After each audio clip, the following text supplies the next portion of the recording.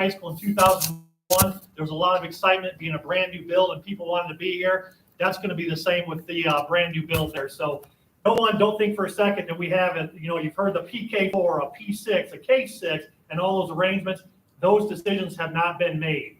So Miss Bennett is brand new as of a month and a half to be our planning manager. So what she's going to do is kind of talk through the plans they've looked at. What data we provided them is basically birth rates, what we have for enrollment. So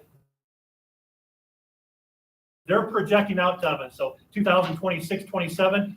With most school districts, everyone's taking a slight dip. We're slightly under 2,400 is what they have us at for 26, 27 academic year. So what we're going to hear from Ms. Bennett is what do we want to do with our current buildings, because that calculation for locally funded LFI to the assistance we'd receive, that varies based on what configuration we plan to do. So with nothing further there, Ms. Bennett, the floor is yours. All right, thank you. Hi, everyone. So my name is Ms. Bennett. I'm the planning manager at Loves Listening. And it is saying that I can't share my screen, so have you enabled me to be co-host?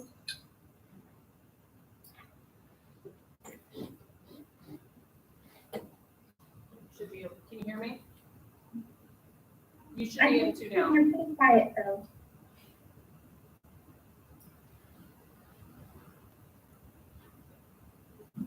Oh, okay, now I can share my screen. Okay. Perfect.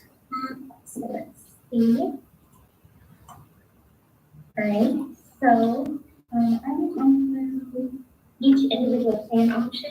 So there are 5 total options I'll go over, which 2 of these, so first let me explain the whole concept of a phase plan. So basically what we do at Loves Listening is we will create phase plan options, which we think to be like the most cost-effective option. And what the base plan is we set cap for what is co-fundable Ms. Bennett, for the project. if you, we're having a little trouble hearing you when you lean back a little bit. If you could speak into whatever microphone you have so we can hear. Sorry, I am a soft-spoken person. I'm sorry about that. I'll try to project more. So as I was saying, we typically create these base plans that are the most cost-effective options. And what we will do is that we'll set the cap on what is co-fundable for the project. So whatever that base plan amount is represents the cap of what we will co-fund, and then any additional. So basically, you do not have to go with the base plan option. You can ultimately do whatever plan option you would like to do, but the co-fundable amount will be capped at that base plan amount. So any additional amount over that will be considered LFI, which stands for locally funded initiative. And basically that means that your district will be fully responsible for covering that LFI amount. So going with the base plan is typically the most cost-effective option, but ultimately you can choose a preferred plan of whatever your district would prefer. It will just cost more at the end. So with this first option, this is one base plan option, and there's technically 2 base plan options, kind of depending on whether you decide you would like to keep the middle school or not. So this base plan is to renovate/add to both the high school and the middle school. So here we have the project scope. Basically, it would involve abate or demolish all the other schools, abandon Pleasant Elementary for non-K-12 uses, and then renovate add-ons to the existing Norwalk Middle School to house grades PK through 4, and renovate or add the existing Norwalk High School to house grades 4 through 12 and off-site career tech. So here we have, it's kind of confusing to look at. There's a lot of numbers, but basically we'll mainly focus on these numbers down here. So this is the total project cost at the bottom that is bolded, 56 million.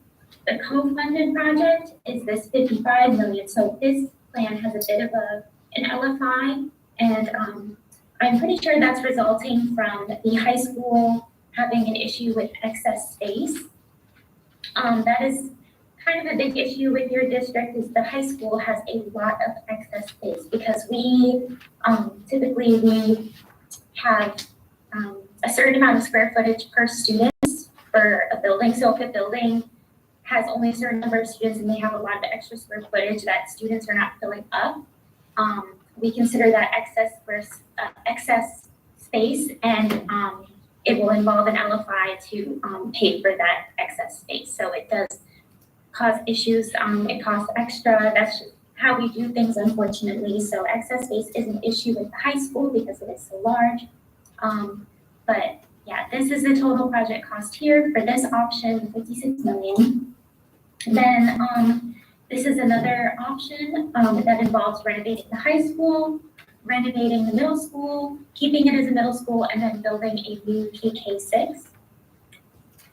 You can see the scope here: renovate the existing middle school, house grades 7 through 8, renovate the existing high schools, house grade 12, and then build a new KK6. And again, we will go down to the bottom, just focus on these numbers. So the total project cost is significantly more for this option because it does involve doing 2 renovations and then building this new building. So as you can see, the co-funded amount is the same because it has that cap for the base plan sets that cap, and the LFI is significantly more with this plan with the 35 billion. So because of the renovations are expensive and also building new is expensive, you know, it's a much more expensive plan overall. I'll go into, so this is, if you wanted to do a base plan involving not keeping the middle school, this is the other option. And the 2 base plans cost a very similar amount, but slightly different. So that would set the cap depending on which one you would want to go with, but the costs are quite similar. So this base plan involves filling up the high school and then building a new building. So by filling up the high school, basically we, in our master planning tool, we kept adding students to the high school to fill up that excess space until it was considered full and there was no more excess space. So we basically just keep adding students and seeing what it would take to fill up all of the excess space. So for this plan, it involves renovating the existing high school that has grades 4 through 12. That was what had to be added to the high school to fill up all the excess space. And then career tech off site, and then building a new elementary school to house grades PK4. So the 4th graders would be split. And so for this option, as you can see, the co-funded amount is slightly different, but very similar, 55,168,000. And I also have a little chart that will break down these costs that's more simple to look at that I'll show at the end.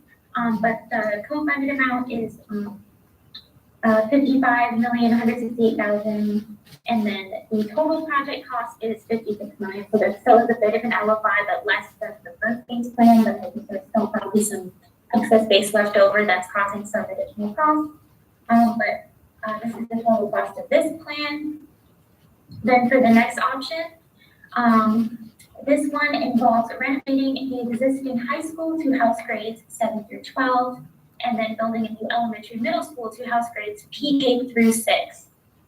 So if we go to the bottom here, this plan, the total cost is 72 million. And as you can see, because the total co-funded amount is the same as that previous plan, there is a much greater LFI with this plan of 17 million.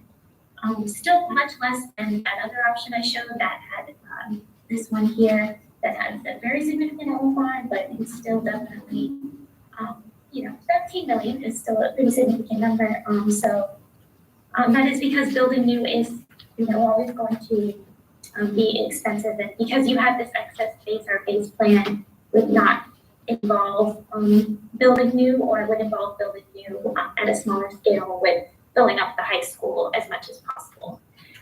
So that is this option. Hold on, I'm gonna show here.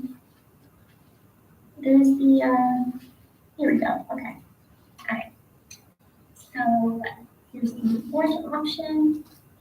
This is base plan, or 5th option, sorry. This is the final option that I recently created, that is base plan 2B, which involves renovating the existing high school to house grades 9 through 12, keep it as a high school, and then build one new elementary middle to house grades K through 8.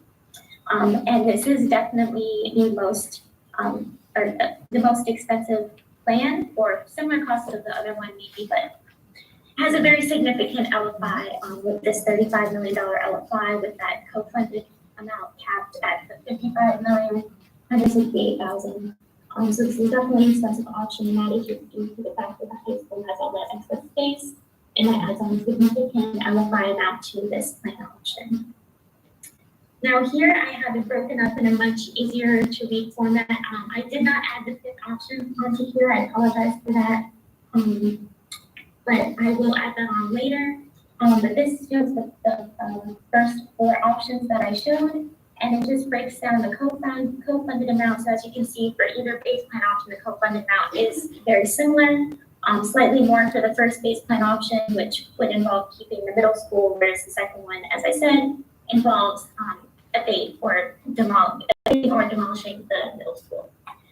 So the PA LFI, which is the LFI amount, project agreement LFI, as I described before, that's the amount that would be fully up to your district to cover and would not be co-fundable. So as you can see, for the base plan option, there's a much smaller LFI, but the other option is much greater, and that really is mainly due to the fact that the high school has that excess space. So building new will be a more expensive option unless you are able to fill up the high school in this second base plan. And the fifth plan amount is also a very similar cost to this one, the 90 million. So it's a similar plan. The district cost would be similar. So this just breaks down the total cost to your district for each plan. As you might be aware, but I'll say again, the state share is broken up with 21% local. So that means that you cover 21% of the cost and we cover the rest. So that is how the state local share is broken up. But yeah, these are the breakdowns of the costs. So that's just kind of an overview of these plan options we have so far. These are all drafts. We can always create more plan options. None of these are final. These are just preliminary, kind of giving you an idea of what these projects would cost depending on these different options you would like to do. Just kind of seeing what your options are and what the cost to your district will be. So I guess I will leave it up to questions if people have questions. I'm sorry, this is kind of confusing to explain everything. It's kind of hard to explain everything. So feel free to ask questions if you have any. The extra space that we had was the first housing performing arts center. I'm sorry, I couldn't really hear that. He's asking if the extra space is the Ernst Housing Performing Arts Center. So it is Hallways, classrooms, or conference periods happening. so non-learning areas are being included in. So we have, it looks like, I I can think speak. that probably is part of the excess space, but I mean, the high school itself, just the not any of the additions, the base building is very large. The amount of students that are current, well, for this plan, for example, if you just did 9 through 12, and I don't know, is your current high school, is it just functioning as a 9 through 12 currently? Yes. Okay, so then our plan is showing that the amount of students you have is filling up the high school to it's filling up, or it requires 106,000 square feet of space for the amount of students you have, basically, is the best way to explain it, which means because there's 225,000 square feet total, that leaves a very large amount of excess space. And basically, it's mainly coming from just the main building, but there is some extra space here. But yeah, there's just the amount of students you have is we determined it to only require 106,000 square feet of space, and you have 225,000 square feet in the high school. Okay, thank you. Jen, can you ask her about if there's going to be a moratorium on storm shelters again? Well, I'm sorry, I can't hear. The questions, I'm sorry. Will there be a moratorium on storm shelters? Is that something that your district has requested already? No, it's in their plan. No, it's in the plan. Okay, or it should be already reflected in the plan? It's in the plan, but there had been, a moratorium on it for a few years, and I didn't know if that was something continued, because of looking in the plan, it's Oh, almost like I $1 see. worth of. I think it actually, I will have to get back to you on that because I know that there's been talk of, it's kind of up in the air, it seems, about whether it's going to continue. I don't know if it's been decided yet. So I will have to look into that and get back to you, but I'm not sure. It's kind of been something that we've been talking about, but we're not sure about.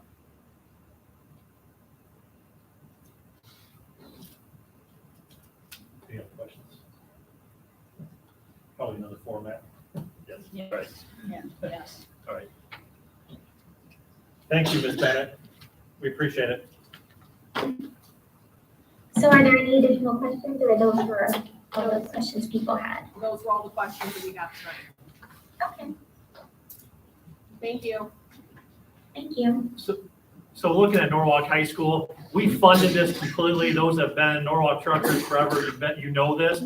We did not rely on any extra outside support. It was strictly Norwalk community made this happen, paid for this. So we did a lot of special things to this school that other schools don't have. If you've been to schools that have OFCC rigid projects, they look, some would say, as a cookie cutter. There are some little alternatives you can do, but a lot of them have the same type of look because you have the same basic project.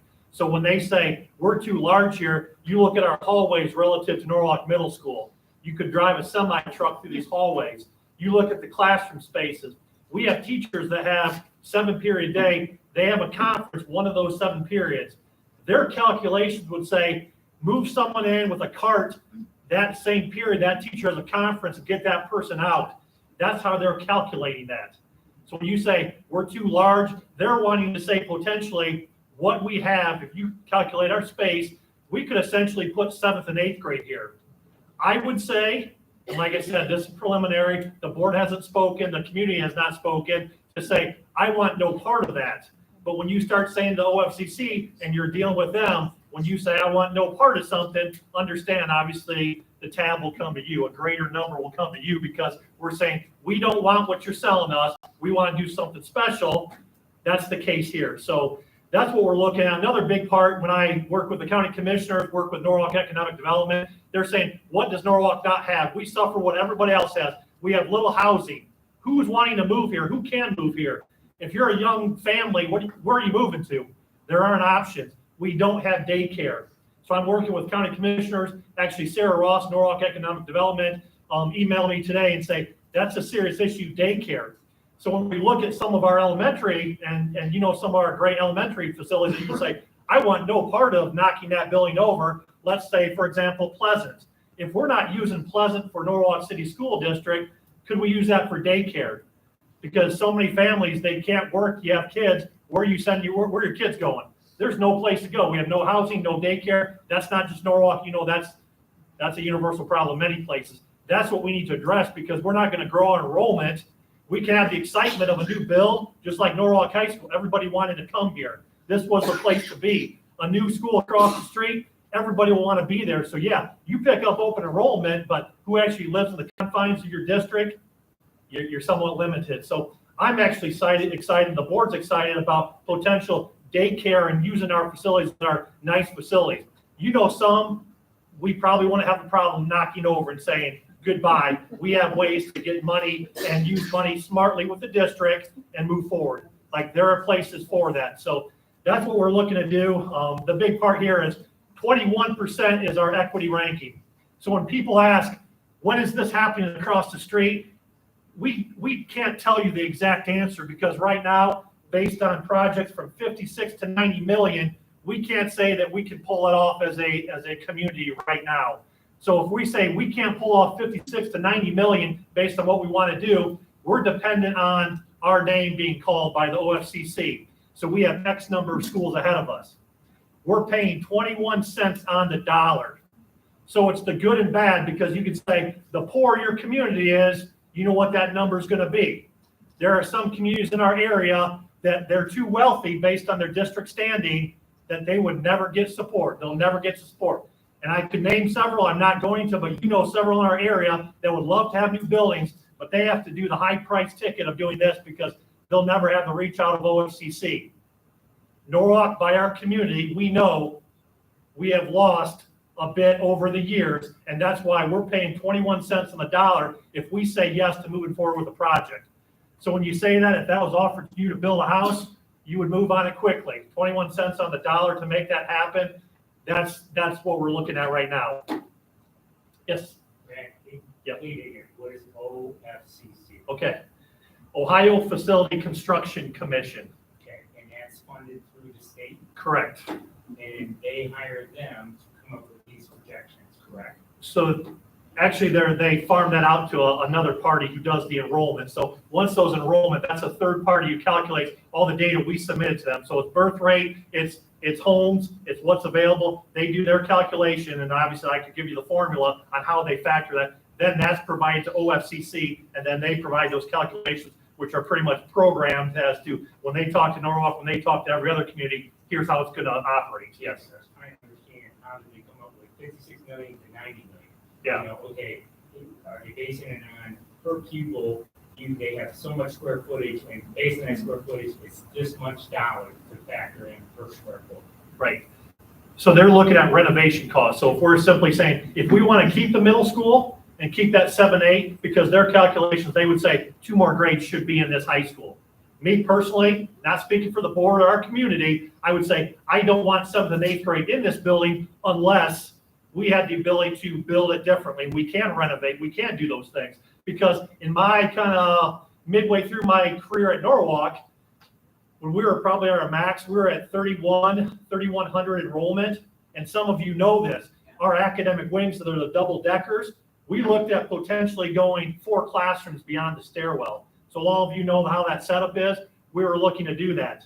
And then numbers kind of flatlined, and then us, similar to a lot of districts, we start dipping and you don't need that. Some of those that know the senior cove upstairs, we put lockers in there. That satisfied our numbers now. And you're projecting out 3-4 years from now, they have us under 2,400. So you're having us drop kids yet. And like I said, not atypical to many places. You say, where are kids going? But we need to kind of answer the early questions so we can draw kids in, because what I want to do, what this board wants to do, is be the best school, offering the best experience, the best facilities, the best teachers, the best programs, so we can draw people in, because open enrollment is there. But that's the thing. We have to fund things, because if we go small hallways and have something similar to Norwalk Middle School, you know there's going to be a cap on who we can have open enrolled, because elementary, you can say, we have too many kids. That's when we say no to outside open enrollment.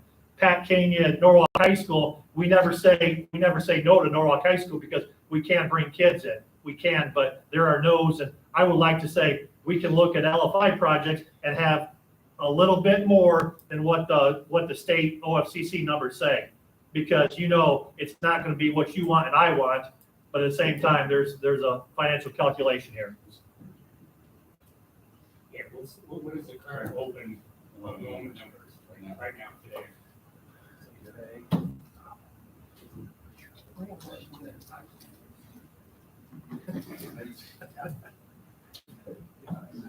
And then what's up the And another question is, you said you were working with economic development. I totally understand and hear what you're saying. I think we're all hearing what you're saying. Yeah, you have good schools, that's one piece of the pie. The other piece is economic development. We all know if you don't have businesses in towns, you're not gonna draw people. Right. So, it's gonna have to be hand in hand with economic development, and county commissioners, it's great, getting all those people involved to make sure that, hey, if we're gonna pull this off, all that has to be factored in. Because Right. again, we can have the best schools in the world, but if you don't have no businesses here to bring people here, we're not gonna know. Right. It is hard. And then the other thing question I would have is, over the last 2 years, we've seen across the United States, because of the pandemic, more people pulling their kids out of school and homeschooling their kids. I'd like to see what those numbers are over the last year or two, how much is pulled out of the schools because of people homeschooling now. And is that a trend that's going to continue to increase as we move forward? Because that will also impact. Right. What's your projected operational costs if you're going to keep one of the schools as a nursery, along with new buildings? I think that's, do we have something? Well, you're asking like the next level question, so this is very preliminary. This is like, so the fifth plan was given to us an hour before this, so like, we're not coming to answer like the next level questions, all very, but you're right. I mean, the economic development piece, county commissioners, like all those agencies are in play because one thing can't happen without the other things, firing at the same time. Thank you. And this is really our only second meeting with OFCC since because we've had them way in the past, but so this is just beginning. And as a board, so I'm speaking on hopefully for everybody, we plan to have community, everyone involved asking questions. And then you can ask the next level questions because we will be there and ready to address next level questions. But there's no doubt this is a positive happening for our district. But you have to be smart about how you make this happen. And we know some of the things holding us back. And I do recognize those that have decided, pandemic happening that, can I do things better at home? We have to have the alternative to, well, some can because I can speak to that. Some do things very well at home. Other thing, that's an alternative that's not good. But we know that's across the board.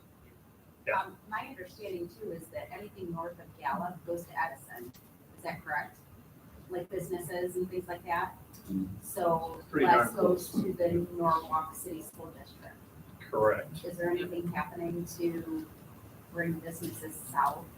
Well, to me, that's part of the, I don't want to speak outside my range because now we're going development that's not my school district area. So I don't want to speak to that, but clearly like that's the plan. I can tell you some things will be happening here on the south end of town. Some of you may know that, but there are some plans in the work. But to say we're going to capitalize on industry and those restaurants and those operations that are there, we've already had the meeting with the attorneys to say, can we say, work with Edison School District and say, can we split part of that pie? Can we, like, it's been in place for over 50 years. So that change is nothing we can look at. As much as we may not like it here, you don't like it because you realize that's Edison School District base. When that was started, that was a farm field and that was the line cut. And now we look at development because from Norwalk to Sandusky, it's going to be a continuous flow and we need action on the south. We need development on the south end. That's where you, our number one is Fisher Titus here. They are a powerhouse here on the south end. So we need to provide for Fisher Titus, the workers, the workforce here to make things happen. That's going to be the drawing to make things happen in the south because we know you're not going to change that continuation from Norwalk to Sandusky. So yes, we will be having many community meetings. So like I said, this is just the initial to hear, and this is a good forum for you to hear it first. And then you can get your ideas. You can shoot your ideas to me, email me, call me, come to my office. After being at the high school, I don't get as much traffic at central office. So you can come visit me at central office, and we have board members that are more than happy to have you communicate with them as well.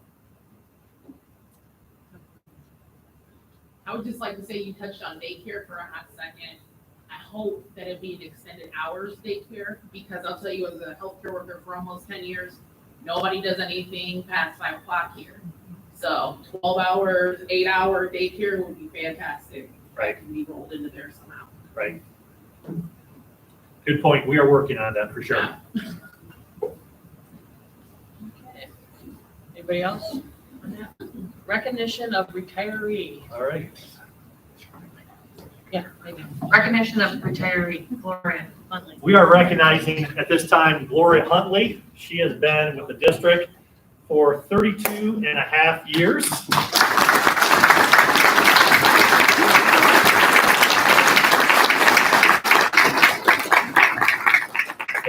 The bulk of her years have been at Maplehurst. I had the privilege of being, about 1 year? 1 year when I was at Norwalk High School that we were together and she had enough of me and said, get me back to the littles. She likes the littles. Essentially maybe I shouldn't say where you live, but essentially her home and Maplehurst might be, we can just connect them somehow. And they might have a corridor that's connecting already. So we have the Maplehurst principal, Mr. Ken Moore, and Corey Schmidt that will speak about her and her career. So if you want to spin around and smile for Mr. Centers there, and you can start crying too, because I get emotional. That's fine.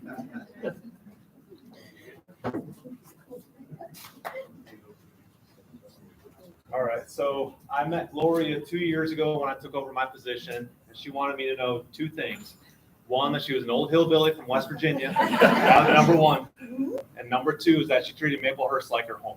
And over the past 2 years that I've known her, and I know before that, that's exactly how she's treated it. She wanted it to be great for the students, always ready to rock and roll, and it's just been awesome. We're not gonna be able to replace the knowledge and experience that walks out that door. So you're gonna be very missed.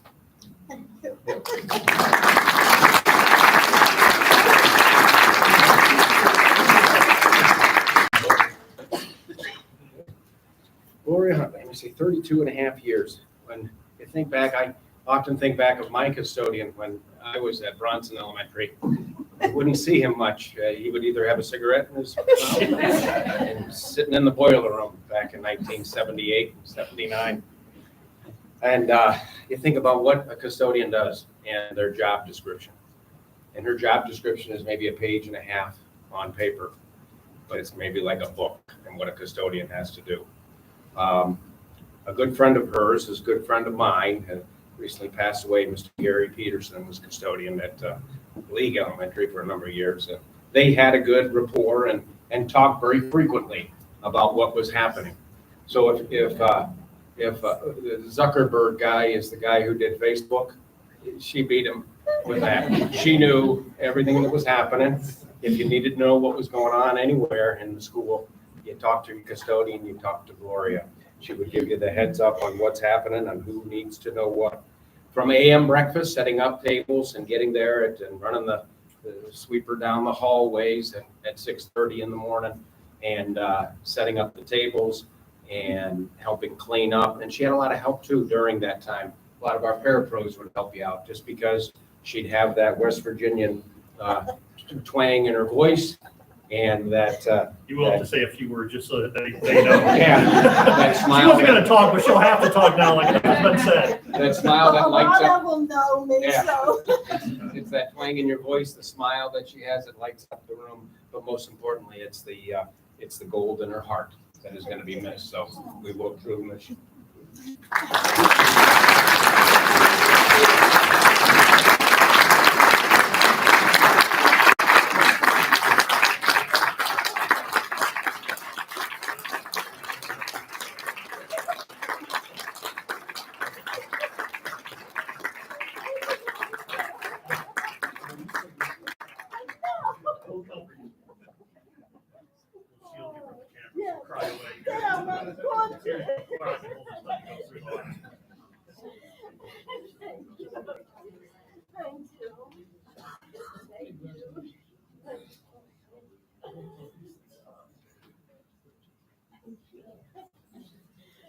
There are a lot of teachers here tonight from Maplehurst. If you guys could want to do like a kind of processional and head over there, and then you can follow me when we're done.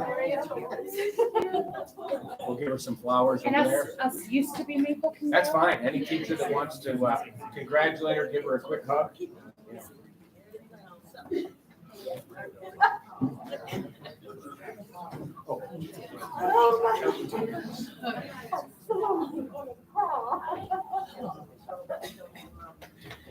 Look at.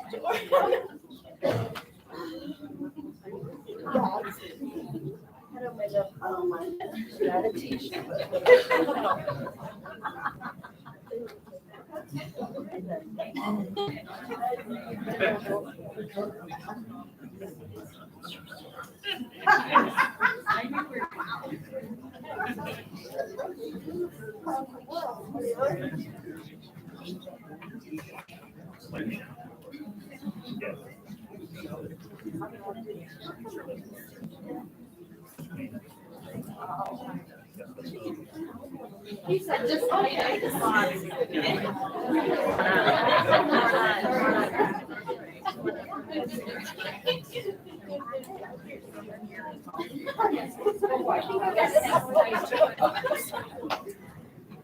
right, we're gonna do the team picture here, so if you guys can squeeze in, once the final, I guess, Jim down here.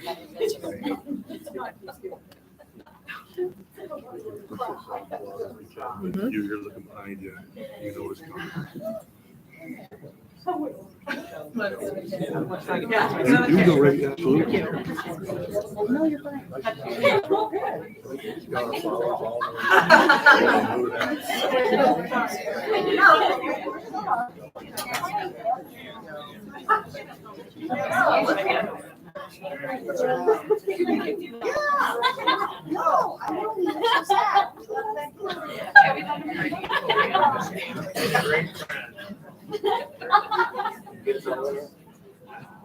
Bring your friend right there. Joyce, you're out. Ready, 1, 2, 3. Very good, thank you.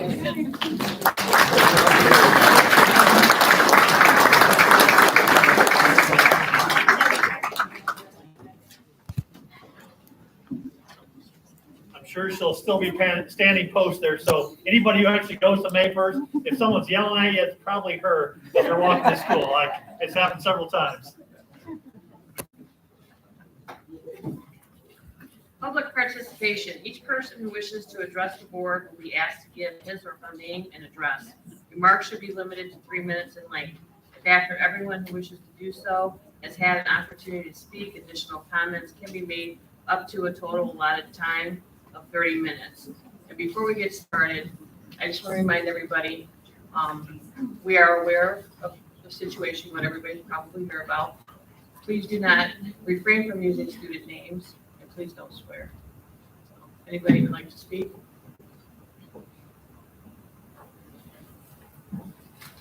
Kurt Livingston, 2241 Geiger Road, Monroeville, Ohio. The word rule is defined by the Cambridge Dictionary as an accepted principle or instruction that states the way things are or should be done and tells you what you're allowed to and not allowed to do. Rules in the business world are procedures. Procedures are rules developed by upper management and/or the administration that must be followed by the subordinates. You, the school board, were elected by the people of Norwalk School District to represent us and what is best for our kids. So we hope you all remember that. We parents are not stupid. We see, we hear, we research, we find out all the numerous, and I mean numerous, times the school board, superintendent, administration, staff, teachers, coaches, as well as family members of the above break rules. Or do something stupid and get caught, but nothing happens to them. It just seems like it gets blown over, and since no one talks about them, it just gets forgotten. The administration, albeit that you definitely have a tough job with today's youth, need to enforce the rules equally. Stop trying to trap kids by strong-arming them, by taking their phones, which I'm sure is not legal, and interrogating them without their parents' presence or without their consent. We as parents and you as administration all are on the same boat, as we are trying to raise good kids that will all contribute to society one day. This will only happen if we teach them the right from wrong. This will only happen if we enforce the rules when they are broken, both the students and the staff. If only the students are being punished, it sends the wrong message. The students grow up, and we see in today's society, disrespecting authority. Because just as when they were in school, they witnessed certain people getting punished while others are not, depending on who you are and who you know. And I'm sure you can all agree with that observation. I'm here tonight because I'm disappointed in the behavior of the football team and the coaching staff. I do not condone any of the BS that is alleged to have happened recently, but this goes back to my previous comments I just made about rules and procedures and punishing those who are not following them. For years, there's always been a coach staying back in the locker rooms, making sure that all the athletes left the locker rooms before leaving for practice. Where was the assigned coach during this alleged incident? Why has in the past certain hazing incidents been punished and other ones haven't? How come the administration allows certain athletes and teams to move on to the next level after breaking rules, but others, depending on who you are not allowed to? This all goes back to what I was just talking about, enforcing rules and not allowing things to blow over, and hopefully everybody forgets about them.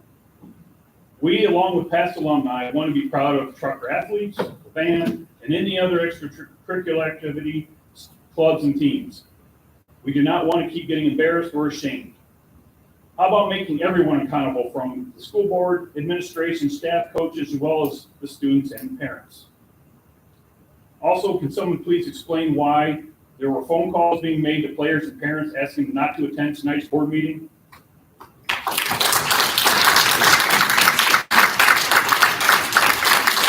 sounds questionable to me. Finally, I certainly hope that no student gets treated differently in school or on the athletic field as a result of any student and their parents speaking up tonight or at any other future board meeting. This has been a comment made by many students and parents in the past as to why no one speaks up at school board and school board meetings because the school or the coaches take it out on their kids. I certainly hope this does not happen after tonight.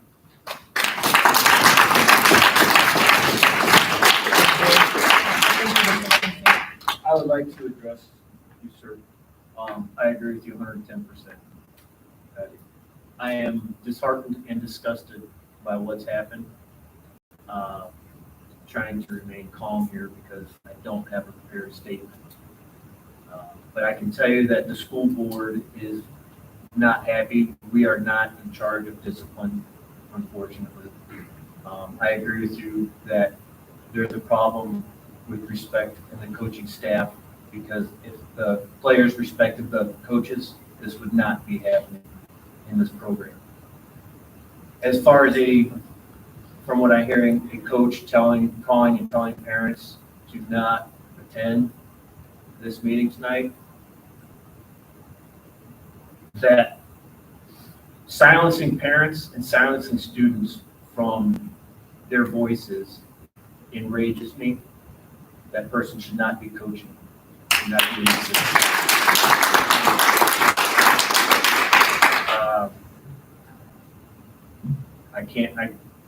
I can't even, I'm sorry. That's the best that I can do, is tell you that I'm sorry that we are failing you, because there is a problem, but I can tell you that we're getting to the bottom. Anyone else?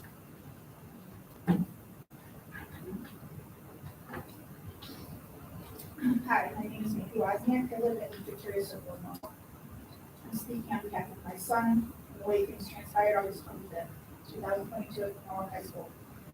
I received a call from Mr. Adam Kreischer around 3:10 p.m. stating that my son may have been involved in an incident that occurred in a locker room. He did not say on what date said incident occurred, just that my son was adamant about his innocence and insisted that he, Mr. Kreischer, view an apparent video recording of the incident to prove it. My son came home from practice that day around 6:30. He was visibly upset. As I asked him to tell me his side of the story, he got more and more upset. He told me that Mr. Kreischer, along with Principal Patrick Kenya and Athletic Director Josh Schlutter, interrogated him for over an hour in the assistant principal's office. They questioned his leadership skills, as he is a team captain for the football team, was asked to put himself in their shoes as a 17-year-old boy, and was told that he is lucky he is a minor, because if he was 18, he and this incident would be plastered all over the reflector for rape and molestation. They're happy. I feel my son's civil rights were violated, and that 3 adults my son is taught to respect and look up to, accused and interrogated a minor without so much as a phone call to myself beforehand or any mutual respect on his part. They tried to force an admission from him for over an hour and threatened his place within the high school. Due to the nature of these allegations made by my son on August 25th, I feel his Title IX rights were violated. He was never given the right to ask for a call to call myself or his stepfather. And as the police department was involved, there should always be a parent present. Yes, yes. Amen. The way these events transpired is unsettling in the locker room and in the assistant principal's office that day. And I believe it shows a clear and lack of leadership from our administrative team at Norwalk High School. I feel my son was treated with disrespect he did not deserve. And I certainly hope that our kids' leaders will be taking responsibility for the lack of direction and authority shown right here.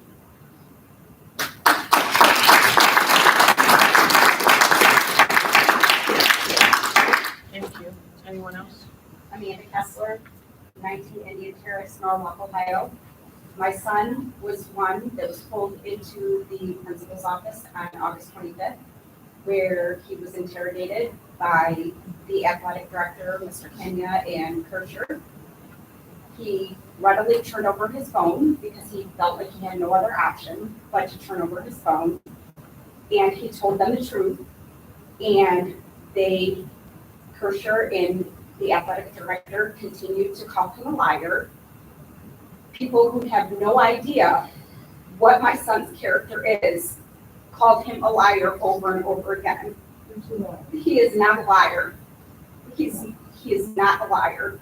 The phone did not belong to him. The phone is in his father's name. Why these people are allowed to interrogate our children without the police present is beyond me. The two officers that I talked to involving this both said that they have repeatedly told this school to not interrogate our children without them and without their parents present. He was pulled out of school at noon, pulled out of class at noon. I didn't get the call at work until 12:04. Why is that? Why is it okay for people to call 2:04? Yeah, he was called out at 2:04. His phone was confiscated, later turned over to the police without chain of custody.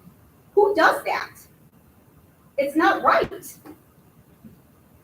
And for him to be sitting in a room by himself after being interrogated for 2 hours with no option to call his parents, how I don't understand how any of you think that's right, because it's not. And when I talked to him that night at the team feed and he told me what happened and how it came about and that he was called a liar, it's disgusting. The whole thing is disgusting, and I hope all of you are happy.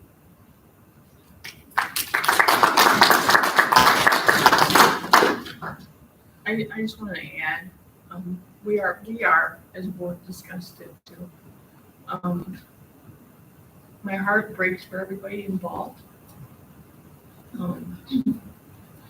My son graduated already, but I said I am here to represent the community, to be there for the students. The past 2 years, I don't know how many times I wanted to walk away from this. Even through all this situation, I wanted to throw the towel in, but I'll be damned if I'm going anywhere. Because I'm here to do a job. We as a board are here to do a job. And we are working on things. I want to say thank you to the parents that did reach out to us by email. If you don't know our email, we have a district-wide one, ncsd@norwalktruckers.net. If you want it, you have an open policy with us to speak to us. Your names are not brought up. That's my word. I will not bring somebody's name up because there's no reason to. If we have a situation, we deal with the situation. Please do not be afraid to speak up. Don't let anybody silence your voices. Is that some of our boys, I don't know how many, were pulled aside and asked not to come to the board meeting. They were asked to tell their parents not to come to the board meeting. And I can tell you, me as a mother, I have never looked at my son and called him a liar. His father has never looked at him and called him a liar. Nobody who doesn't know his character should be calling him a liar, period. It's not a teacher's point to do that. I understand your frustrations, and I'm every single one of you. Do not let anybody tell you, don't go to that meeting, don't speak. Don't let anyone silence your voices. We are here for you, okay? That's the whole point of this board, is to be your voices in this community, okay? But I also do want to say, Jeremy, that we unfortunately are not, and I've been, let's say, schooled by my administration that I cannot ask questions. I am not in a place to do an investigation. Our administration is. All of these complaints that we are going to get tonight are going to be forwarded to our administration, and they are going to do an investigation. I'm sure they are there's multiple investigations going on, I'm sure, with everything going on. We are your voice. We set that out on our calendar. We're your voice. I also want to say that if you would have told me 4 weeks ago that I'd be sitting here hearing these things about this football program and these coaches, I would have said there's no way. I personally have had my son with these coaches, including the head coach, and I've had nothing but wonderful things. Wow, how 4 weeks can change when I'm told things, and I want to support my administration. I want to support my coaches that I know have supported my son. But it's real funny what happens when a parent is on this board and wants to try to do the right thing, how quickly they can turn on them. So I will say that, like Jeremy and Lisa are saying, we're here because you guys put us here. And the public school is owned by the public. We five here only have control on hiring the treasurer, the superintendent, and setting policy and asking them to do the policies that we set. Unfortunately, we can't do anything else. But I will tell you that I had every intention and every hope that I could support these people that are mentors to my own child. But I have been feeling a lot different lately after how I've been treated by certain people. And, you know, there's two problems here, in my opinion, and it's just my opinion. I'm 1 to 5, and I'm just a parent like you. There's what happened to that boy in that locker room. Let's not forget that. And the fact that there could have been someone stopping it before it happened. Then there's also what I was told about that happened at the sleepover at the stadium to another child, when I was kind of hoping his mother would be here. So it isn't just one incident, unfortunately. It's more than one. And you know what that is? That is more than just a coincidence. That is more than just one thing. And I will tell you again, I want to believe that all of our adults are doing everything they can, and kids sometimes are going to do things that we're all going to be shocked about, right? We tell our kids to be good, but there are children that are going to do things sometimes that we don't have control over. But that's why adults are present. And we are not their friends. We're supposed to be there to set the standard and hold it.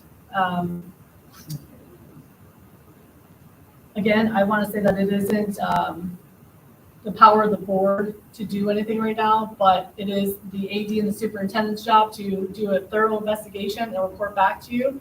I also personally, being a parent, would have liked to hear from our administration, preferably as a parent, not as a board member, but before I heard rumors of what happened in the locker room. Yeah. I would have preferred to hear someone say, Why are we sitting here 3 weeks later? I agree. We didn't have to skip private information. We could have said that there has been a report of an incident and our administration is handling it.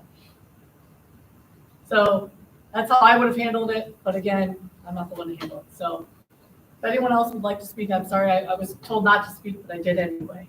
So.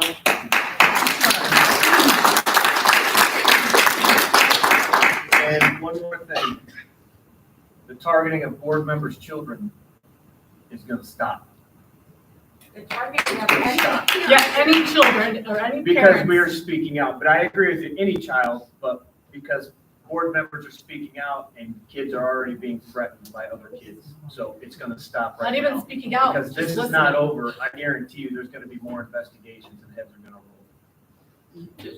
Just be patient with us. We are, at the board, we do have legal counsel, and we have been in talks with him, because we want to make sure we're doing the right thing, the correct way. All right, I'd like to speak. Yeah. I wasn't going to speak, but here's We Sarah G. Name and address. 56 Foreman Street, Norwalk, Ohio. What's your name? I wasn't gonna speak, but here's the thing. Since she entered this high school,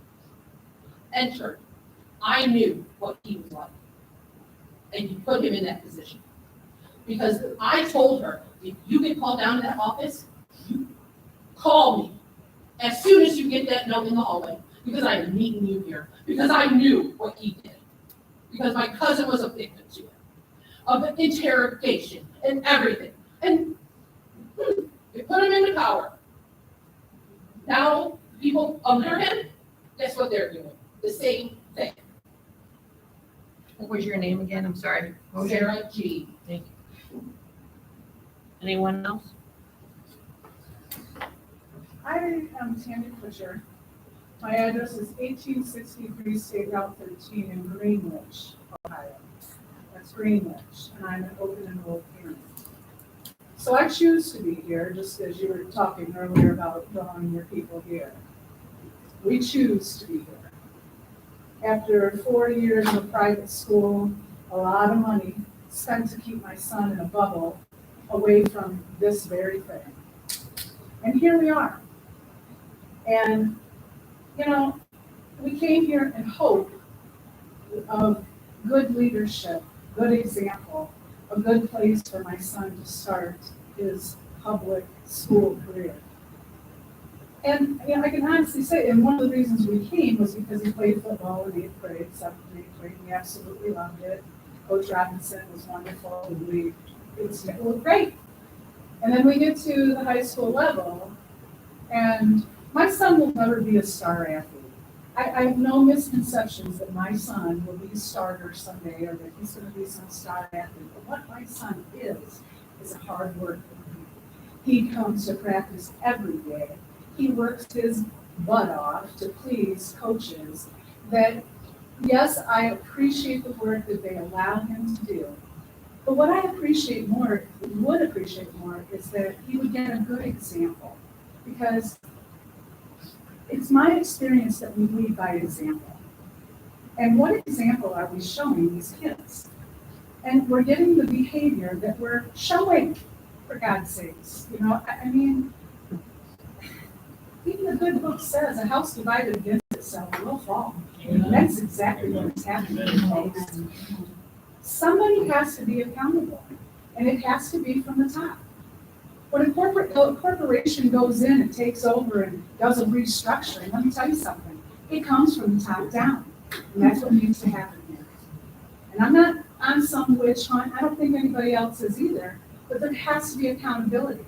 And when our children and the parents, I wasn't even gonna speak, I wasn't even gonna come to this meeting tonight because I was so afraid. I'm not gonna go there because Avery there'll be repercussions, and he's already not a star player, he already doesn't get to play, oh my God. And he came home, my son made a stupid ass mistake, I'm sorry about my language, at the game, one of the away games. He got all upset because we were losing, took one of their trophies off the thing and threw it in the trash and made some disparaging comment. That night when we got back to the field, my son came out and was visibly, my son is a good boy, he doesn't get in trouble, but he was visibly shaken to us. Couldn't even barely get the words out of what he had done, let alone the verbal lashing that he took in the locker room for everyone to hear. And the exact words were, I don't need your kind of cancer on my team. Well, I got news for you. We all were 16 once, and we all did stupid things, and it doesn't excuse the behavior, but trust me, my son knows that doesn't excuse the behavior. But my son is not a cancer, and none of these kids are. None of them are. We live in a misdirected world, and we need good examples, we need good leadership to show them how to be the responsible young people that we want them to be. They are not cancer. They are not the problem. We are the problem. And we need to be accountable for it. We have time for one more. Hi, my name is Eric Messer, 24/25 Beach. I'm going to choose my words carefully because I generally feel for you parents and what the incident that happened, and I hope that my children don't have to go through that. I think the big thing we're missing here is that as much as this is an issue, we have a problem with our children and social media. And I use that example not only because of this incident and the rumors that I have heard. I was at the football game Friday night, and I watched 2 fights happen. And I watched groups of kids holding up Snapchat. I also watched teachers, members of administration, besides Mr. Kreischer, Mr. Slaughter, walk right past me because they did not want to interfere. Those videos are on Snapchat. I've seen them on my son's phone. Those are teachers. And I understand, the teacher does not want to get in the middle of a fight. And they do not want to get in the middle of 40 kids ganging up watching. But the problem is that us as parents, we are failing. And the reason we are failing is because we do not monitor what our kids are doing. We do not monitor their social media. And it sounds like an additional job. It is $100 a year process. You set it, you forget it. And you will get an alert. You can set this. Obviously, you're going to have different alerts from a 15-year-old, from a 10-year-old that you talk about. I do this all day long. I do this for Fortune 500 companies. I do this for sports teams. It is not that difficult to do. We are failing as parents by not monitoring what is going on with our children. I would also like to talk about Mr. Fox's character. I am not on the football team. I have never been a coach on the football team. But I have been part of the wrestling program for over 10 years now. I've been through 4 head coaches. I have never seen any other coach sit with these kids in study hall. I've never seen any other coach pull them aside and ask them how their day is. I've never seen him put their hand on there, they're crying because their mom or dad or something is happening at home. I have never seen any of these incidences with any other coaches I've been around. Coach Fox has provided for these children. I do not know the situation. I was not involved.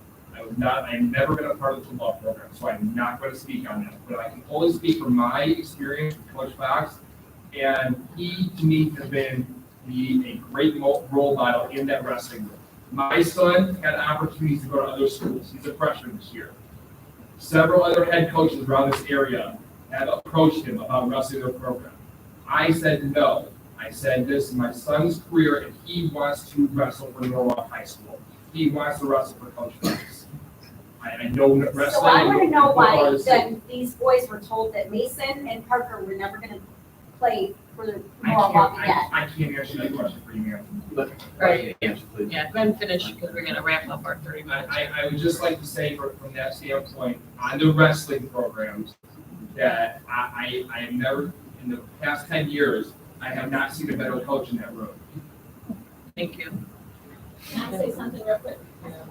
Tori Ryan, 15. Tori Ryan, 15. Yeah, real quick. I just want to say I have 2 kids here at the high school. They went since kindergarten up through Norwalk schools. I have always completely trusted the principals, teachers, everybody. I felt great. But after this situation with the interrogation and the way what's happened and the way things are, the consequences they were given,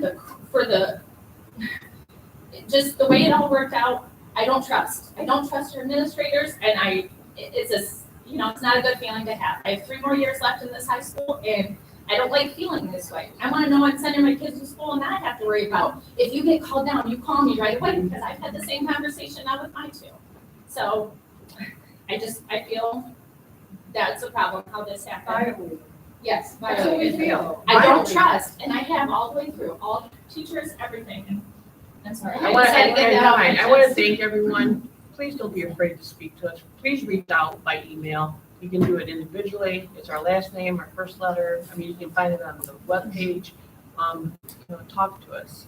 We're beyond our 30 minutes for public participation. So I'm going to proceed with our meeting. We will be here at the end. We have a lengthy agenda here. I do feel like it's really important what she was said. I'm in the same boat as you. I've been in this district for how many years? I've never had one time have I questioned our administration. I've never once felt like they were unfair. Heck, Mr. Kane had to call me at home once because my son was in an incident. I appreciated how he handled it, what he did, what he said to me. I have never, ever questioned anything either until the last 3 weeks. And that is not just a reflection, and that's not just you, and not just me. Mine is, I'm not.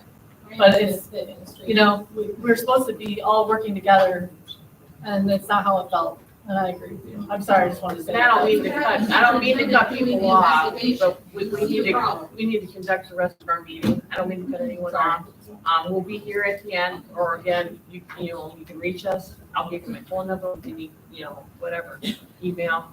But we need to proceed. Thank you. Okay, so federal funding, public input. I'm sorry, Joyce, everyone's leaving now.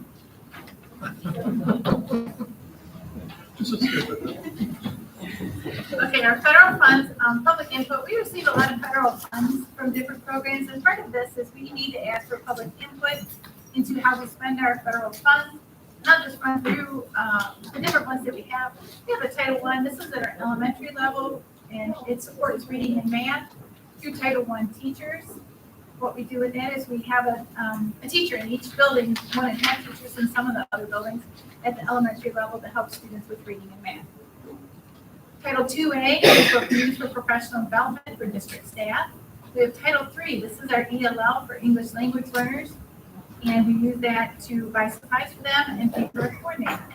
The Title VI-B, the IDEA, Individuals with Disabilities Act, this supports our special education, and this is what we use for intervention specialists. Title 4A, this is a new one, and it's divided into 3 different parts that we use for a variety of different things, technology and some of the Gillingham training that our teachers are going through, which is a reading instruction, and to improve different things for student learning. The federal money this year, we included the ARP ESSER, which is both 2 and 3 that we have yet to spend. This is to respond to the COVID-19, the effect that it's had on learning loss. We've used this for a variety of different things, and you'll see on the agenda, we're adding another one here where we're going to reimburse background checks for our volunteers in the schools. We will be in the next few months discussing more about what we're going to do. We have our ESSER 3 money left, which is almost $5 million to be spent over the next 2 years. There are special requirements for this money, allowable uses, but basically it needs to address learning loss.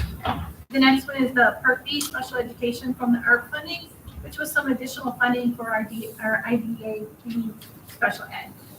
Early childhood, from the ARP funding, we use this for an additional preschool aid in the preschool class. And the ARP homeless, this is to respond and mitigate to effects that homelessness may have on students, and we use this to pay for a new social worker. So at this point, I would ask if anyone has any public input on the federal programs.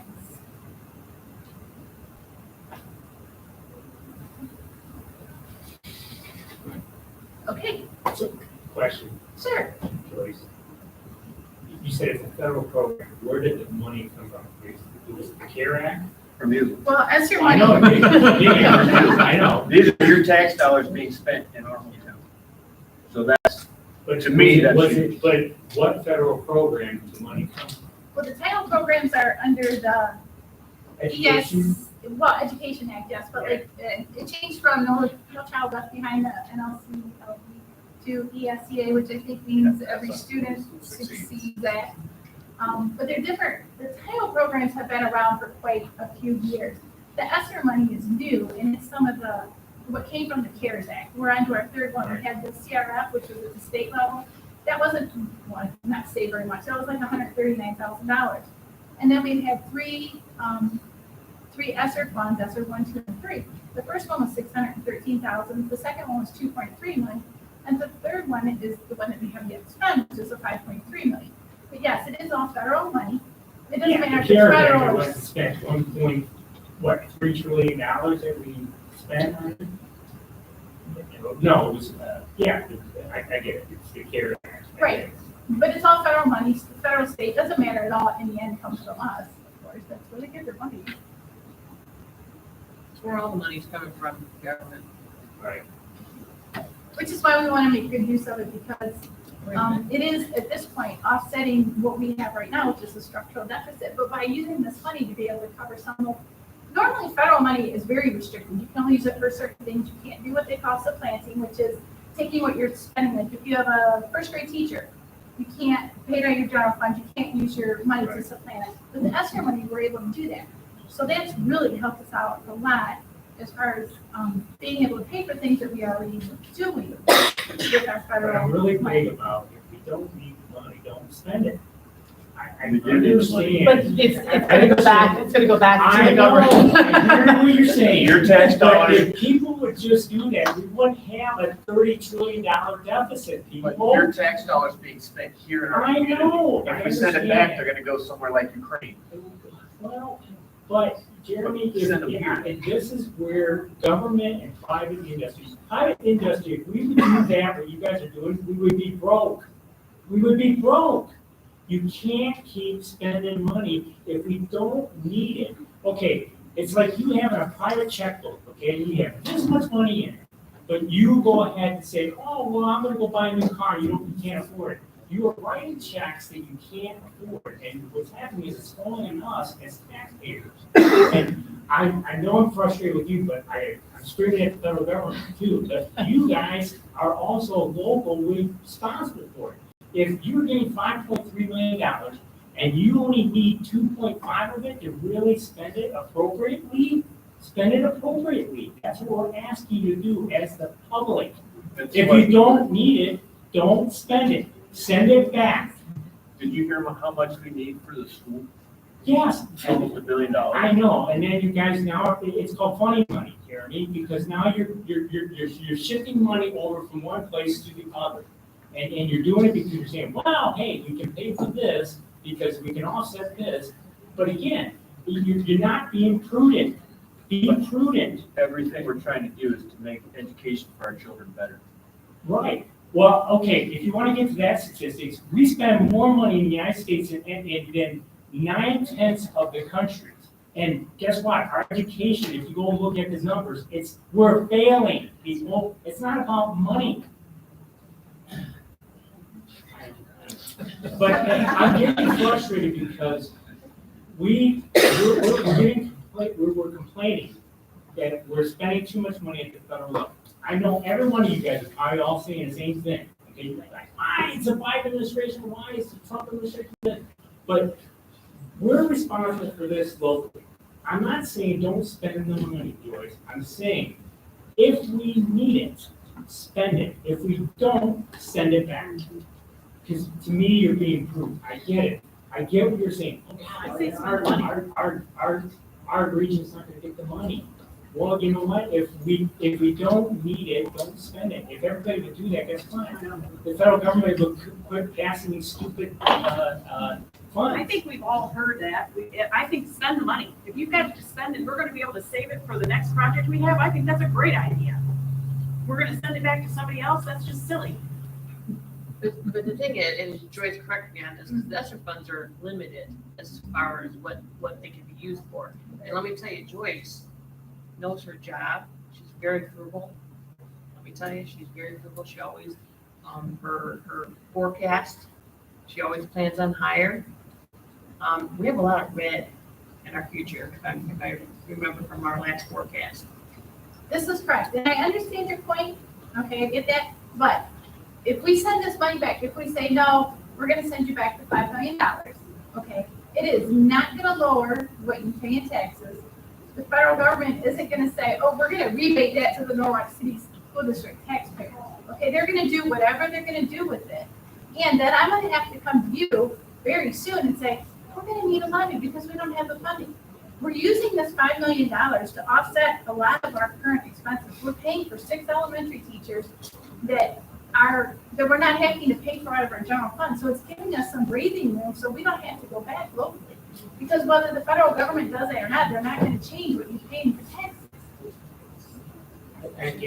So I do understand your point, I get that, but unless everybody gives the money back, all it's gonna do is like cut your nose off to spite your face. But here's the thing, you just got them talking about accountability with the coaches and everything else.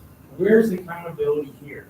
If we're just saying, hey, well, we're just gonna spend it because. Well, that's not what we're doing. She's being frugal with the money and trying to spend it in an area that's needed. You're not getting it. I said, yeah, great. If you're being responsible for it and you're being prudent, fine. Go ahead and spend the money. But again, if it's just to spend the money, to me, we're doing things wrong message. No, we need to speak louder down in the state. Absolutely. November. Yes. I get your frustration. I come from private money, and let me tell you, ask Joyce, I've had a heck of a time the last 9 months learning this, and not understanding things. And I do get your point, but also, if you're, and I know you're not gonna ask me, but if you're gonna ask me what my tax money is used for, I prefer it was on our kids. So this money is here to help us pay for our teachers, pay for our school, for our kids, of people we already have, or we would be, like she said, telling the community, guess what? We have more expenses than we have tax money. So luckily we have this, so we don't have to lay off anybody and we don't have to change any programs that we have right now for kids. Like she said earlier, personally, if we do anything with this money, I would love to see some before school and after school programs, not only for the fact that working parents like myself had to have daycare but I had daycare where it was just daycare, and what did I love to have it in a school district where my children are learning, so they're ahead by the time they come to kindergarten. They're not only being watched so that I can make enough money to feed them, but they're also getting education before kindergarten, getting them set to have higher grades and not be behind. So I do see what you're saying, and trust me, I've had a hard time wrapping my head around it. Federal program, okay, explain, like, the homeless, okay, why is the federal government giving you guys money to say, okay, homeless affect us? Because we have homeless kids in this district. I know, but we're already paying for that today. I'm done. Yes. Anybody else on that? Treasurer's report. Okay, well, I had the regular meeting, August 16th. The meeting minutes were sent out to you. Then we have the August 2020 financial reports. We didn't really have that much that occurred in August. Basically, the property tax rollback was the biggest part of August. That was your homestead and your rollbacks. Of course, interest rates are going up, and there's a federal market meeting tomorrow, and I expect interest rates to go up again. I've been seeing them almost up to 5% on some of our 5-year CDs. Then we have the fiscal 23 permanent appropriations and our estimated resource update. This is part of the budgetary process. You approved the temporary appropriations back in June so we could start the year, and then we approve the permanent ones and we update our estimated resources, which is the revenue that's coming in. So the estimated resource update is the 401 auxiliary funds. This is the money that goes to St. Paul that is basically funneled through the public school district. That amount is changing. Then we have the 499 safety and school bus grant, which was the workman's comp grant. And we are still waiting on our school bus because it's now been awarded, I think, back in March or May. Has there been anything? No, it's actually out here now. February of 23 is when our two school buses are coming in. And then, of course, our 501 ESSER 2 and 3 money that we just discussed, and we're looking at appropriating $4 million of that this year. Next, number 4 is our auxiliary disposal from Norwalk Catholic Schools for items purchased with the ASP auxiliary service personnel funds. As I mentioned in the estimated resources, the state provides money to Norwalk Catholic, but it is funneled through the public school. So we're responsible to make sure that when they buy items with that, then it is disposed of correctly. Then we have 3 agreements. One is with North Point ESC and Norwalk Catholic to provide Title I equitable services for our students. So these are Norwalk City resident students that attend St. Paul, and North Point is providing a teacher which provides them with Title I services. We also have the same thing with Bellevue City and Immaculate Conception, and then Willard Schools and Sawyerville Christian School, because any private school, religious or otherwise, receives Title I equitable services money. So we're required to, if we have any resident students that attend these private schools within 30 minutes, we're required to provide them equitable services. We do this by sharing with these different districts who, as we have a teacher that's placed at Norwalk Catholic, they have teachers that are placed at Bellevue Immaculate or at Sawyerville, and then we pay them for their teacher. So these are agreements that, this is something that's new in the last couple of years. It's called pooling services, so that we all put our money together to pay for this type of teacher. And we have a family medical leave act for an employee under intermittent use.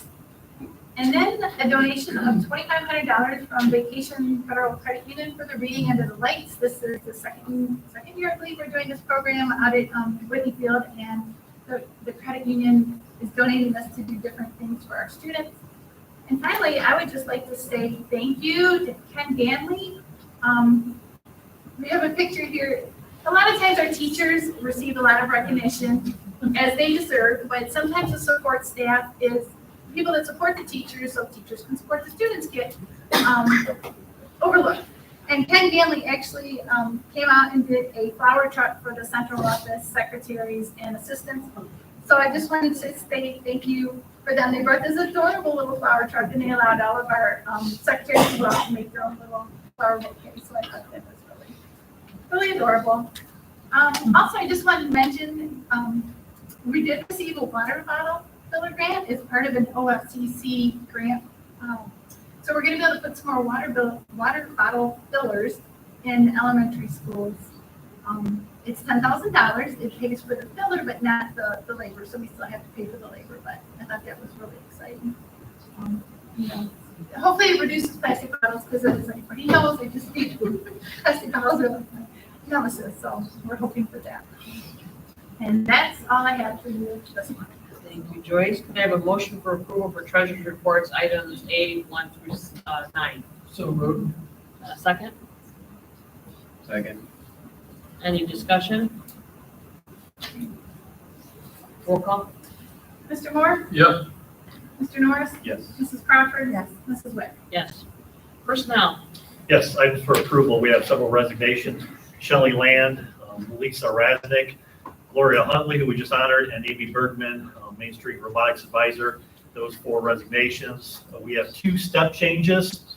One is for Erin Reed, who we recently hired as our school bus driver. She provided evidence that what she had done in the military. So with that military driving experience, she actually was moved to a different step. I see Coach Harkness is here. He was moved up a step based on he had prior coaching at Norwalk St. Paul. So that goes in. So if a coach would come to us, no matter where they coached, that's provided to us. So that's a simple move up from where he was to a step 6 for Coach Harkness. Employment of Keith Blakely, midday bus driver. As you know, we got him back this year, and now he's going to fill a middle-of-the-day run. Employment of Erin Reed as transportation assistant. So she's a bus driver, but during that middle part of the day, that window, she's able to provide duties as a transportation assistant. Sarah Teeters as well. We're very excited for the employment of Elaine Tall. So we're building our pool of bus drivers for Norwalk City School District. So hopefully we're not in the state of where we were last year and having to call people and beg and they don't exist. So we have someone there that's going to add to our driving team for Norwalk City School District. Tutoring and member rate, Melissa Delberti, our band instructor. Employment of Angela Boozer for the 22-23 school year at member rate for home instruction tutoring. First day stipend, so that's one of our new teachers. That's what teachers got for new day stipend, which was prior to the 184-day contract. We have mentors listed there. So essentially, every teacher in the Norwalk City School District has a mentor assigned to him or her. The first 3 years, you'll see names next to individuals.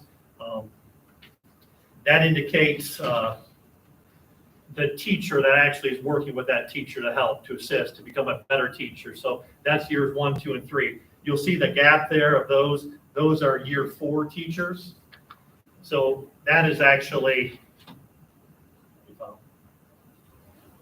okay.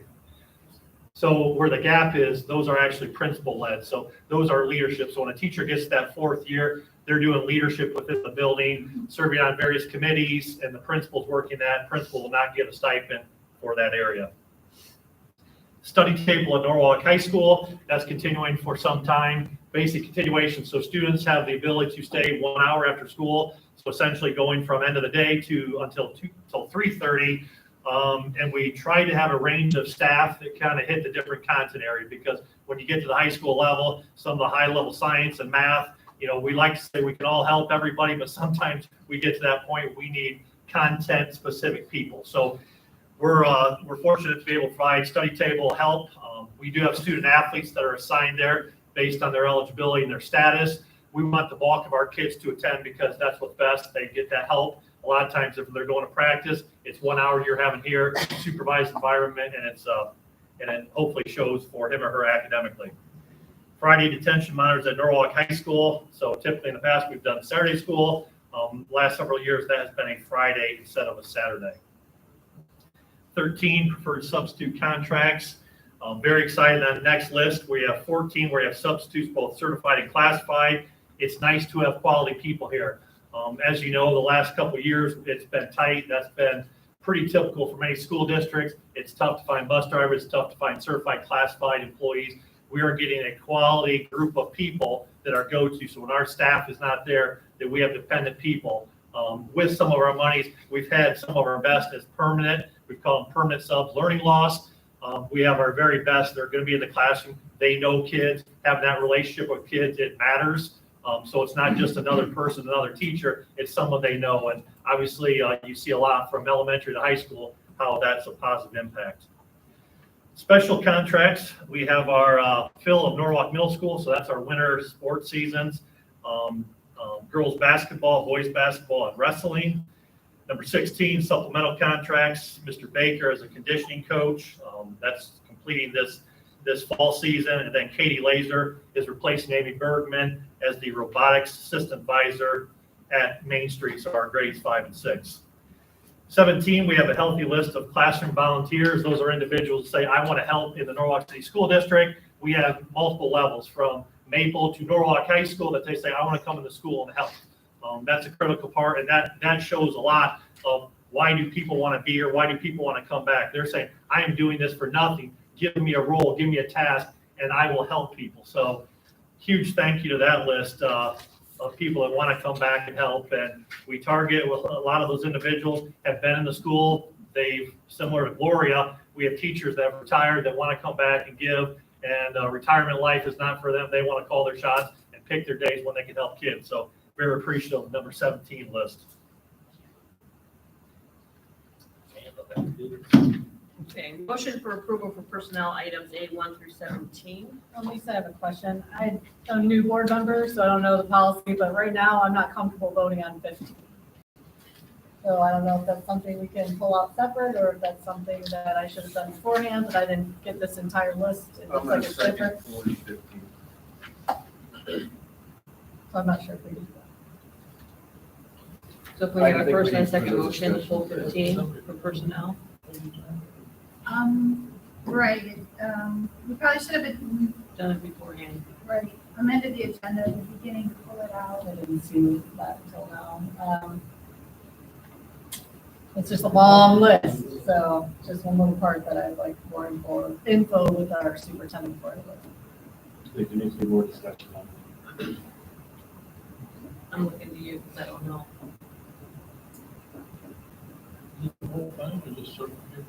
Just certain names of 15. Not saying I can't, I just had more discussion. Like, How many public voting is it going on? okay.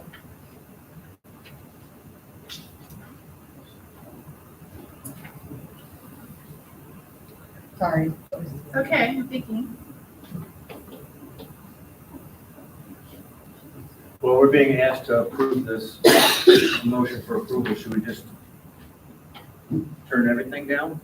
That's what I don't want to do, but. Well, if you say no, then the whole thing. I know, but I don't want, I mean, it's a long list. Like you said, he needs to do things to Right, get right, things right. moving, but it's just, I apologize, I didn't see it until just now, but I would like to have more discussion before 15. For me, but he's second, so I don't know. Yeah, procedurally, it had to happen at the beginning. Can we just go through the motions then, since we're beyond that? Or can we do something legally? Unless you want to take more to the next meeting for all of those, but I don't think you want to do it. You can't table it. Just item 15. Right, Can we table just one item? you could table the whole item and then somebody could make a motion to bring back all the other items except for 15. We could have a vote on them, bring them back off the table, have a vote on them, and leave 15 on the table for next The time. next one. Yeah, this is probably why we could change our agenda to not put so much in one thing. Right, and So, that's probably that she was using a consent agenda like this instead of voting on each item individually, which is doable. I mean, we could, I know when we had our policy discussion, we talked about that, maybe voting on each item individually. It's just consent agendas tend to make it quicker, but yes, if there's anything. So we're gonna ask for motion to Sorry. table. That's right, you know, but I'm just wording correctly. Yes, To okay, ask so for a let's, motion to table all items? right now, Table all items. Under personnel, and then someone is gonna, motion. How is that To- going to affect the district? No, we're gonna put it then, No, we'll we're put gonna it put it back back on on. other than 15. Right. So then you have to wait till the next meeting, correct. So I need a motion, but everything else will be done the day. need a motion to table items 1 through 17 under personnel. Okay. Yeah, second. Okay, She was asking for a motion, so you were the first. Allison was first. Oh, You were second. She Okay. was soft. To table 1 through 17, And then, do we do roll call? unless we want to have more discussion. Well, and then, probably not, so roll call? Mrs. Crawford? Yes. Mr. Norris? Yes. Mr. Moore? Yes. Mrs. Blair? Yes. And then we need a motion to approve To bring everything back. back under personnel items 1 through 17, except for number 15. So moved. Second. Okay, so that is the motion And to a bring it roll call? back. Thank you, sorry for the. That's okay, so now you're gonna vote on bringing it back, not on the item. Yes, correct, so roll Okay, call. Bring everything but the thing back. right. Correct. This is voting to bring it back. Mr. Norris, Yes. Mr. Moore, Yep. Mrs. Crawford. Yes. Mrs. Wick. Yes. And now you're gonna vote on, now it's 116, Say what now? So now we're voting Okay, one of because we got rid of 15, so now. Just be one one to to 17. 17. Well, it'd be 1 to 16 because there's one less. I got it. Oh, okay, now Oh, we're okay, asking yeah, for okay. approval for personnel items 1 through 14 and items 16 and 17, in addition to items 16 and 17. Right, something like that. Yeah, a motion for that. So, all right, and a second. And roll call. Mrs. Crawford. Yes. Mr. Norris. Yes. Mr. Moore. Yep. Mrs. Wick. Yes, all right, superintendent's reports. Yes, for items for approval, reimbursement for BCI and FBI background checks for all those working in the classroom. So any classroom volunteer, so that list I spoke of, anyone who's a volunteer coach, recognizing the fact that these people are doing this because they want to. The minimum that we should be doing as a district is picking up that initial, so BCI and FBI. Right now, you're doing both because BCI state level reports to FBI, but there's a cut going back to early 2000s. So if someone's out of state, you wouldn't necessarily know that there's something on that individual's record. So we are doing both BCI and FBI. What I'm asking for the board to approve is that we pick up those volunteers if they volunteer 5 times. So similar to our sub policy, that you show yourself for 5 times that you're helping in our school, we're going to pick up. So generally our rate for the public to know, it's around $50 roughly to complete a BCI and FBI, that we would pay for that for those volunteers in our district. Number 2 is resolution. I'm looking for your signature, President Wick here. Basically that we are able to look at substitute teachers. This was afforded to us by the state, that we can look at non-BA individuals to sub in our school district. So that was obviously done in response COVID, post-COVID, that there aren't enough substitutes. How can we function in classrooms? We don't have people actually to be in those classrooms. So there's a lot of shock. There's a lot of staff that would say, I don't want anybody, because you look at your profession and say, it could be anybody. We're still local control. We interview, we're checking out who those individuals are. So right now, talking with Mr. Ballman, I believe we have 3 individuals right now that have not completed their BA or BS. They haven't completed their undergrad, that we can look to hire and use in our system. So quality people, and some actually are working toward, have not completed that. So that's what we're saying. Yes, we're looking to say we can draw from that as a pool for 22, 23, as well as 23 and then 24. Number 3, looking for approval of the school bus mechanic job. So we have not had this. So we have president of the OPSI. We have another individual who has worked and does a lot of work and good things for us on our buses. But as a district, we spend so much money shipping out all of our equipment, from large buses to small, everything in between. We spend a lot of money, and we're saying financially, being fiscal responsible, we can actually pay someone that has their tools, that can work in our shop and can take care of our busing. So what we initially have to do is have the board approve the job description, which is new, stating what a school bus mechanic is, what is that person, he or she, what are the credentials he or she must have to have that position. So by getting that approval, then we can seek to have a person, and we can start saving money, because as you can imagine, anyone, you get work done on any of your vehicles, you know you spend a lot of money, and in-house is going to save us a lot. So that's what we're looking to do. 4 is rescinding a board policy. So we went from OSBA policy to Pepple and Wagner. This piece is basically saying we're looking at the date change. So that's simply what it stated to what it needs to be. So looking at the July 1st change from June 1st, so 1 additional month. Rescinding the intra-district open enrollment policy, that does not exist, because once our schools change the from and clustered, that no longer happens. We have kids moving from building to building within Norwalk City School District. So simple policy language change. 6 is the contract with Ohio Developmental Supports for 22-23 to transport a student to Pep Prentice, obligation that we have, one of ours. Number 7, memorandum of understanding with the NTA, Norwalk Teachers Association. We have Mrs. Rogers. She happens to be in that seat, whether she is or not as a music advisor. We're recognizing the fact of in the supplemental code, that will go from a code 10 to a code 5. So that's recognizing the hours, and all of you that are Norwalk people, you understand what the musical and what performances happen over here, and the time it takes to put on an unbelievable performance.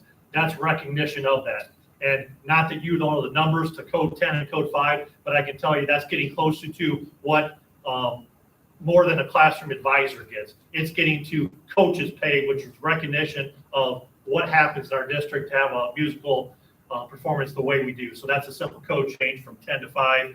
NTA brought it to me, and I was in agreement and asking the board to be in agreement as well. So that completes my items, Mrs. Wick. Okay, looking for motion for approval for superintendent's reports, items A 1 through 7. So moved. A second? Second. Roll call? I'm sorry, discussion? Roll call? Mr. Norris? Yes. Mrs. Crawford? Yes. Mr. Moore? Yes. Mrs. Witt? Yes. Items for information, eHome News. Okay, the board met last week, and they were excited. They now have 870 students enrolled, which I believe is probably one of the largest they've had. They also have about 500 adults who enrolled. The highlight about 6 days ago, I have said before about the HVAC that they're putting in. They had a ribbon cutting ceremony last week, and I want to thank all the local companies that are involved. A lot of companies have donated equipment, provided personnel. It's a top of the line training center. It is really up to date. So yeah, they're really excited about that.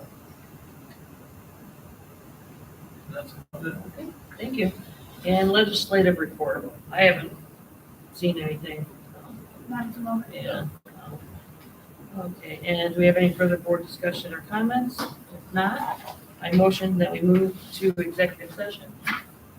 So moved. A second? Second. Right now, it's just going to be the board.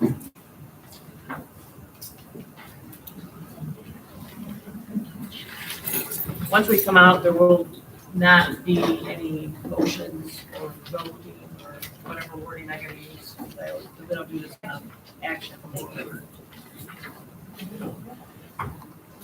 So, I need a motion. Okay, second, I'm second. Here, roll call. Mr. Moore? Yes. Mr. Norris? Yes. Mrs. Crawford? Yes. Mrs. Witt? Yes.